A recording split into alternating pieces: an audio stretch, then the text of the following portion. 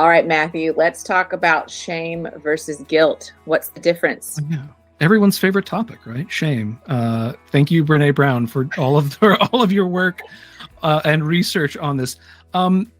So this is something I see with a lot of couples that I work with, especially in their arguments. When one person has asked for a change or something like that, shame is a emotion that shuts us down. Guilt, it can be a motivator. When we're guilty of something, hey, we messed up. There's something that we need to do to atone. How do I make this better? And honestly, I think guilt is perfectly fine. We all are human. We're not always at 100% A+. We make mistakes. We're absent-minded. We're, harsh when we should have been gentle. It happens, This is part of what being human is. Shame is a reaction that says that thing that I did is evidence that who I am is wrong. Bad. Fundamentally, globally, at my very core, there's something wrong with me. And when that feeling comes up, it shuts everything down. It freezes us. It demands all of the air in the room. Yep. And so when my couples are fighting and shame rears its head and gets a hold of one of them, it can take a kind of different forms depending on the temperament of the person. Some clients who have more of are more fighters than flighters. Their shame sense will motivate them to respond in a very defensive, kind of attacking way. Nothing I do is ever good enough for you. There's no pleasing you. I can be perfect 6 days out of the week, and then I screw up once, and that's it for you. That's all you ever see. That oftentimes, and I've seen it in session, you have the partner who's hearing this going, what? I don't remember saying any of that. That's not what I think. Whoa. Like kind of some confusion about this reaction seems so out of proportion maybe to this one thing that I'm bothered about, right? Right. And what I often, counsel those clients to do is to see, hey, that's not your partner speaking right now, that's shame. That's shame speaking through your partner. The shame that says, I'm not good enough. There's something wrong with me. No one will ever care about me, love me, etc. because I'm no good. I'll never measure up. And so, if you're the partner of someone who is, at sort of defensive in that sort of more aggressive way, I often will counsel, stop them however you can, verbally, gently. Hey, I need you to listen to me just a second, please. Give me 5 seconds. I really just need your attention. Hear me. Wait until you've got their attention. Eye contact is really important. Maybe put some gentle hands on them if that's okay with them. Right. If that is, face, look at me, please. And then as gently as you can say, that's not what I think. I don't think those things about you. I care about you. I don't think you're bad. I think you messed up. And I think that means you're human, just like everybody else. So normalize it in a gentle way. It's okay to mess up. You're a great person. Kind of helping them to come back down from this really horribly self-flagellating shame place. Even if it's coming out in an aggressive, off-putting way, to recognize that this is probably shame. I'm not making some global characterization of you. It's just this one thing that bothers me, to help them to realize I love you. I see the best in you. It's okay to make mistakes. This is just a mistake. Right. Great. Really just hear me. This is one thing. Because all that I'm talking about right now is this mistake here. Right. This one thing that didn't work out. I'm not talking about who you are as a person. Wonderful. And shame, and this goes for the other type as well, will fight back a little bit. It's rare that shame will listen the first time around. Yeah.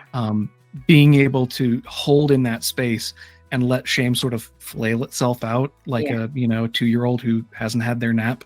Right. Who really ultimately would feel a lot better if they just went to sleep for a second. I know. Maybe we all need a Right? nap. Yeah, it's just having a moment. And so, give shame its moment, but hold firm and just say, this really isn't about everything else. It's not about who you are as a person. This really is about this one thing. I don't think those bad things about you. Great. So staying gentle and with them and eye contact when shame really gets triggered in this sometimes loud way. Yeah. Okay. Now, the other way that shame shows up is shutting down. So these are for, on that fight-flight dichotomy, these are the flyers, the people who have a tendency to shut down. All right. And so it's not going to be as big. When shame is big, it can often be very easy to identify once we know to look for it. When shame happens to flighters, they're more likely to sort of go internal. A lot of hung heads, a lot of, low faces, their energy gets real low. And there often sounds the same, though. Okay. Just don't feel like I'm good enough for you. I don't think I can do anything right. Nothing we're doing is working. I feel so stuck. I feel awful. Again, that is shame pulling them down. It's saying instead of pushing back, it's saying, go away, hide. You're defective. This partner would be better off with a different partner. Maybe something like just thinking horrible things about who you are as a person, but you're saying that it makes them withdraw from their partner. Like maybe their partner's trying to bring up this one complaint, like this one thing I want from you, but instead of just some natural guilt motivating them to change it in that instance or apologize or do whatever the partner's asking, it pulls them into themselves. And it sounds like you see them kind of go to a shame place and shut down. Yeah. Okay. And again, if you're the partner of someone who does have this happen, you're going to be doing something very similar to what I described before. Matching the energy to some degree, you're reaching out again to them in that shame place and pull them back and say, hey, I really need you to hear me. I don't think there's anything wrong with you. I'm not better off with someone else. I like you. Gosh darn it. Some might say I love you. I just need you to hear me. This messing up is completely understandable. We're all human. It's okay. I'm going to love you even still. Really what we're doing, what I'm describing in both instances with what the partner is doing is trying to get the ball back in play. Right. When someone makes an ask and our partner goes into shame shuts things down. It's not just like, oh, they're, being too aggressive or they're being, too shut down. They're taking the ball. Shame takes the ball and puts it on the ground and says, this isn't moving. We're not doing anything with this right now. Right. And the consequence of shame for partners, whose partners go into shame, often is that they come away from these interactions feeling as though whatever they needed to have addressed didn't get addressed. Right. Because again, shame only wants to deal with itself.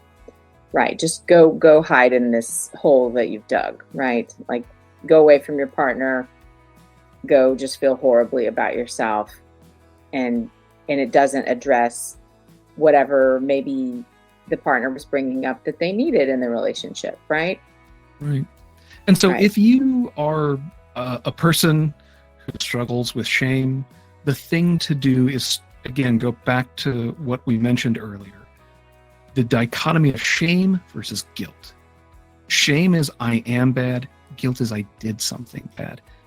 Identify when that voice in your head, that feeling in your body is saying who I am is bad in response to what your partner's asking for. And try to say, wait a minute, no. I'm human. It's okay if I screw up. I messed up in some way. Right. That's okay. I can make it up. I can atone. And if we do that, even if you're feeling that drag, even if you're feeling that anger, if you stay in a place of, okay, I messed up, but I know I can make it better, you're keeping the ball in play. Right. And there's a potential for you to continue to address what your partner needs. And that's going to move things forward.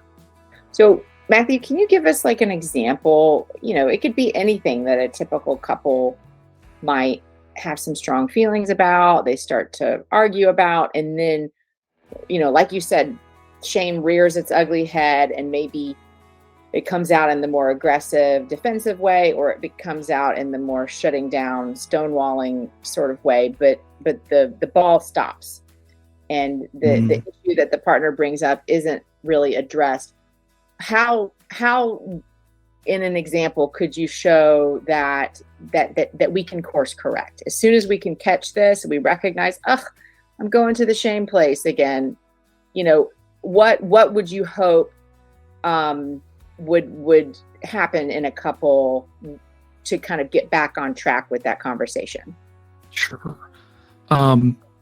Couple that I've worked with before, you've got one partner who's really extroverted, loves to be out with people, but has a tendency to, when they're out with people, get a little bit fixated. They bounce social butterfly from person to person, and their partner, who's a little bit more introverted, hangs back, and eventually, after a while, after 20, 30 minutes, gets to feeling really neglected, alone, abandoned.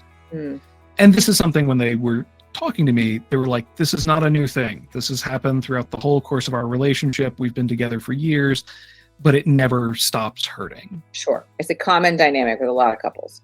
Absolutely. And so what happened is, the new thing that had happened was when the partner who felt abandoned would say, hey, it happened again, their partner would go into that shame place. This particular person with shame was, someone who went internal, shut down. Okay. And especially if they then, were at a function or something like that, at a party, and they came back 30 minutes later to see the look on their partner's face, and that was all that it took. It was a look. The person who felt abandoned said to me, like, I watched him just crumble in front of me. I didn't even say a word. He saw my face, knew what I was feeling, and immediately crumbled. And then we had a fight. Gotcha. In the car on the way home. Because, shame is a very difficult thing to hold on to. Right. In that instance, what I suggested was, I worked with each of them on their parts of this. For the partner who feels abandoned, I said, bring them close. Bring the person that's struggling with shame close. Hey, I know that it happened again. I know that you didn't intend it to. But I need you to be here with me for a little while. You're not a bad person. Right. A bad thing happened. Make up for it. Walk me around to people. Hang out with me for 20 minutes. Really make me feel loved. Turn on your charm. You're so handsome. You're so gorgeous. I love being around you. You pull people over to us, include me in the conversation. Or the person who was shut down, I said, you've got to remember, hey, you messed up. That doesn't make you a terrible person. Right. Both and. Both of these feelings can exist at the same time, and they don't cancel each other out. No one has to win here. Right. Because honestly, it's a lose-lose if we stay in that shame place. Right. And so the person said, you know what, you're right. Okay, I'm going to focus on, when I see my partner's face and I see that she's been lonely, I'm going straight to her, and I'm going to, turn on everything, and I'm going to really focus, hold her hand, look into her eyes. What's been going on for you? I'm so sorry. Let me share with you everything that I just found out there. I was talking to Bob and Frank and Sally and whatever, like coming back and making you feel included. Yeah. And they were very skeptical that any of this would work. Sure. Understand. Which is super normal. No one thinks that change is really possible, at least at first. When they come in, they've dealt with so much evidence that it's not. I said, try it out. Try coming back and being excited to report. Try coming back and being like, I missed you. I really want you to be here. Make me feel better. They said, it wasn't perfect, Matthew, but it went okay. Wonderful. Like, we didn't fight at the end of the night. And, we're gonna try it out next time as well. Good. And what they were doing was short-circuiting that shame spiral, that shame pattern, by attending and acknowledging, I've got some guilt. You know what? I feel guilty. I left you alone again, didn't I? Yeah, it felt bad. I'm glad you're here now, though. Great. So taking responsibility, like apologizing when we catch ourselves, but then not shutting down and just going to this shame place of I'm such a horrible partner, staying with them, like course correcting, EFT, you'd say, have a hold me tight conversation, right? With some eye contact and meeting the need, that has been brought up by the partner who's felt injured, meeting that need with the conversation. But it sounds like you're really saying that this may sound simple. It's going to take a lot of practice though, and a lot of effort, but it can be done. If you are the type of person who goes to that shame place, or if you're the partner of someone, you love this person who goes to this shame place, there's a lot that can be done so that they can kind of course correct quickly and get back to more connection versus kind of losing each other when shame kind of surreptitiously comes in and it tries to get between people. Right. Shame is a real enemy. And I think I'm a big believer in personifying the things that bother us. I think of shame almost like a physical entity. It's like some weird, I don't know, creepy ghost from a movie. Ooh, I like that. I'm coming in and I'm going to get in between you and pull you apart. It's like, no, don't let it. Yeah. Don't let it. Call it out. Say, you know what? I'm noticing shame is really trying to get me right now. And it's really trying to pull me away from you. I'm not going to let it. I do feel guilty though. Yeah. And when we do that, I think we take back a lot of the power from shame that allows us to reconnect and reminds us that we really do want to be connected to our partners. I love that, Matthew. Thank you. And I love the personifying of the shame, attacking the ghost of shame that comes to steal us away from our partner, but staying with a nice, healthy dose of motivational guilt. Like I can be a good person, but I can still mess up like the rest of humanity. And I can quickly course correct and be there for my partner without continuing to go to this shame place. So thank you for giving everyone hope if they struggle with this, and appreciate all of your wisdom, Matthew. Thank you again. Thank you so much. Take care.